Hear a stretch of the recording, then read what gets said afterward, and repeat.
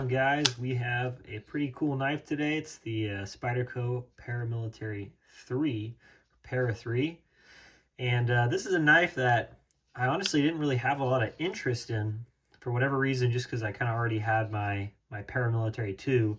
And my buddy picked one of these up, and I was like, hey, man, I got to check that thing out because just to kind of see what all the hype about is. I know a lot of people think this is kind of the best deal as far as just a mix of EDC and having those same features that the PM2 has, which has made it so popular. But I gotta say, I'm kind of starting to see what the hype is about. I was kind of worried about the smaller blade and thinking this thing was going to be a little weird or whatever, but I don't know. I mean, this thing fits perfect in the hand. I feel like the blade size and shape is just enough for what I'm looking for, and the action on this is awesome, just as smooth as the other Spyderco, the PM2.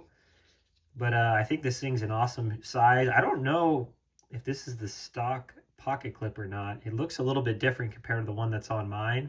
I don't know if my buddy might have changed it out by chance, but this thing's pretty awesome. It carries awesome in the pocket, nice and small, and it definitely doesn't have that size factor that the normal PM2 does. We'll go ahead and compare them really quick.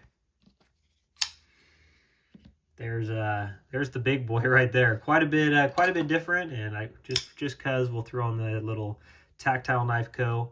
right there. Yeah, I mean nothing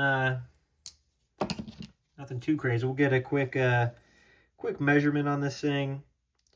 Looks like that blade's right around 3 inches, maybe just a touch over. Overall length of probably 7 1/4, give or take.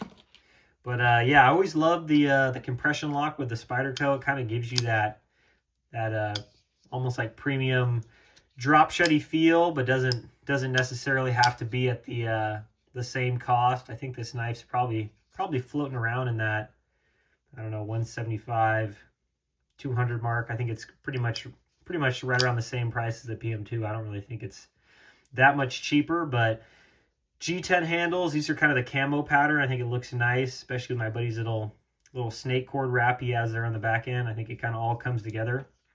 I do like the silver blade over the painted one. I feel like especially with this color scheme, I think between the pocket clip, the screws, the blade, I think it all just kind of comes together and just matches that aesthetic that I'm kind of looking for. But I think this is a win. I think if you think maybe the PM2 is just a little bit too much knife for you, you don't quite want something so big, because I mean this thing's pretty large. It's no joke, especially if you're carrying this every day and bringing it out a lot. I don't know, maybe you don't want something that big. This would be the perfect smaller size. And yeah, I really had no intentions of buying one of these. I thought my PM2 was kind of doing everything for me that I was looking for, but after handling this thing, I don't know. I think it's pretty sweet, and I think it's kind of that perfect size to not feel so big and quite as cumbersome as that PM2. So yeah, if you like the shape and the design of the PM2, but maybe you don't want quite as big of a knife, I think the PM3 might be the one for you guys. So yeah, go ahead and check it out if you're interested.